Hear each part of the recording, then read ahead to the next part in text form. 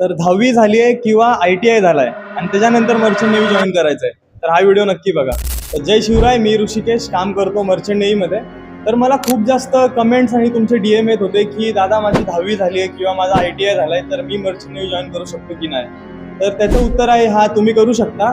पण त्याच्यामध्ये एक ट्विस्ट आहे की तुम्ही डायरेक्टली ॲज अ ऑफिसर नाही जॉईन करू शकत, तुम्हाला मेंटेनन्स डिपार्टमेंटमध्ये जायला लागतं. तर GP रेटिंग हा 6 महिन्याचा कोर्स आहे आणि याच्यासाठी तुम्हाला मिनिमम एज असली पाहिजे 25 आणि तुमचं 10th मध्ये तुम्हाला 50% मार्क्स असले पाहिजे आणि इंग्लिश विषयामध्ये पण तुम्हाला 50% मार्क्स असले पाहिजे. तर याच्यानंतर तुम्हाला शिपवर ॲज अ टेक रेटिंग पाठवलं जाईल.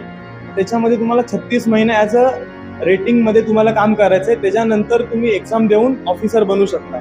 पण ही प्रोसेस थोडीशी हार्ड आहे. याच्यामध्ये तुम्हाला जास्त मेहनत असेल, काम तुमचं हार्ड असेल, या सगळ्या गोष्टी तुम्हाला करायला लागतील. तर GP रेटिंग बद्दल अजून माहितीसाठी कमेंट करा GP रेटिंग.